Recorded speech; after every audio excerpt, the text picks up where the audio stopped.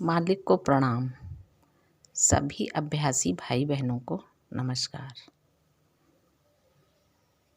प्रेम के आगे का भाग प्रस्तुत कर रही हूँ। जब गुरुदेव ने मुझे प्रशिक्षक का काम करने की आज्ञा प्रदान की, तब मैंने उनसे इस विषय में कुछ बातें पूछी कि प्राणाहुति कैसी देनी है, सफाई कैसे करनी चाहिए आदि।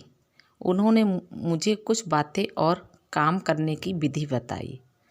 अंत में कहा, ये विचार बनाओ कि तुम्हारी जगह हम बैठे हैं।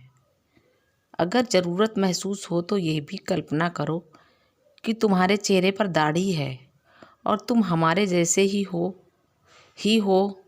ये विचार तुम्हारे काम में बड़ी मदद करेगा। उस वक्त मैं ठीक तरह से इस सलाह का महत्व नहीं समझ सका, लेकिन मैंने हमेशा ये विधि अपनाई और कई बार दूसरी सारी विधियों को छोड़कर मैंने केवल इसे ही अपनाया और तब पाया कि नतीजा और भी अच्छा रहा। मैंने महसूस किया कि जितनी अच्छी तरह से मैं ये कल्पना कर पाता हूँ कि मैं गुरुदेव जैसा हूँ, अभ्यासी पर प्राणाहुति का उतना ही अच्छा असर होता है।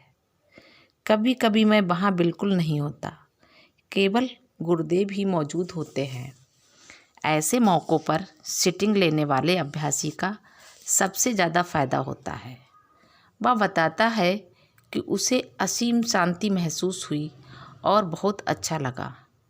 एक बार गुरुदेव ने मुझे आध्यात्मिक जीवन के इस पहलू से संबंधित अपने जीवन की एक छोटी सी घटना सुनाई।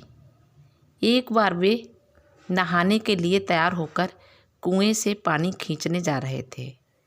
बीच में ही अचानक उनके दिल में एक तीव्र लालसा, अपने गुरुदेव लाला जी साहब जैसा बनने की लालसा जाग उठी। जैसे ही दिल में ये चाह उठी, उन्हें लाला जी की आवाज़ सुनाई पड़ी, जो कह रही थी, तुम्हारे दिल में ये ख्याल पैदा होते ही तुम बिल्कुल मेरी तरह बन गए हो। अब कोई कमी बाकी नहीं रही है।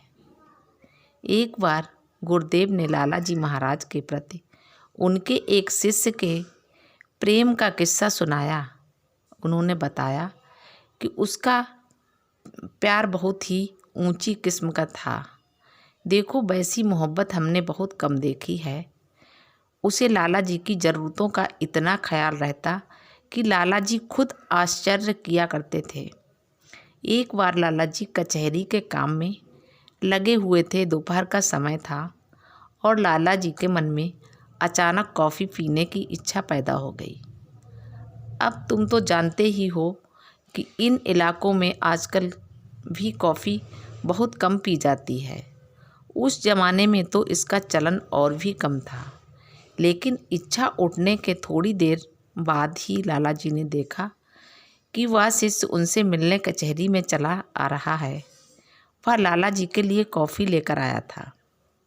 अपने प्रति उसकी इस श्रद्धा को देखकर लाला जी बहुत खुश हुए। गुरुदेव ने आगे बताया, देखो, अपने मालिक की ज़रूरतों का वह कितना ख्याल रखता था। हम तुम्हें इससे भी बढ़कर आश्चर्यजनक किस्सा सुनाते हैं। लाला जी रात में कभी कभी पेशाब करने के लिए उठा करते थे। तुम्हें पता है, लाला जी हमेशा अपने हाथ धुलने के लिए उस अभ्यासी को हाथ में पानी का लोटा और तौलिया लिए तैयार खड़ा पाते। इसका मतलब समझे? वह अभ्यासी नींद में भी अपने मालिक की ज़रूरतों के प्रति सचेत रहता और उसे पता चल जाता था। इसलिए लाला जी साहब के जागने से पहले ही वह उठकर उनके लिए तैयार रहता था। वह सबसे ऊंचे दर्जे की मोहब्बत है। तभी बेखास्ता में बाबूजी से पूछ बैठा, फिर क्यों वह अभ्यासी लाला जी साहब का आध्यात्मिक प्रतिनिधि और उत्तराधिकारी नहीं बन सका। इच्छा हुई कि अपनी जबान काट लूं, पर अब क्या हो सकता था।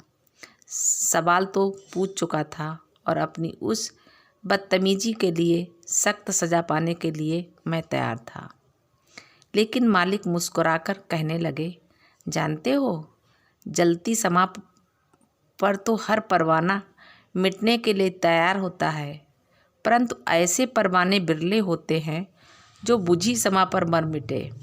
एक बार फिर मेरा दिल इस कदर भर उठा कि मैं कुछ कह नहीं पाया। गुरुदेव के इस कथन का मतलब क्या था? उसका आध्यात्मिक अर्थ क्या निकलता है? उन शब्दों में छिपा मतलब साफ जाहिर था। मानवीय प्रेम चाहे कितनी भी उच्च श्रेणी का क्यों न हो, प्रेमास्पद के सामने से हटते ही समाप्त हो जाता है। अलौकिक प्रेम ही ऐसा है जो अनंत काल तक बना रहता है। ये प्रेम तो गुरुदेव के अंतर की अनजानी रहस्यमयी गहराइयों में रम चुका है और उसने अपने प्यारे मालिक को शाश्वत रूप से वहाँ मौजूद पा लिया है। ऐसे प्रेम के लिए मौत, गैर मौजूदगी, जुदाई जैसी बातें कोई मायने नहीं रखती। मालिक को प्रणाम। सभी अभ्यासी भाई बहनों को नमस्कार। धन्यवाद।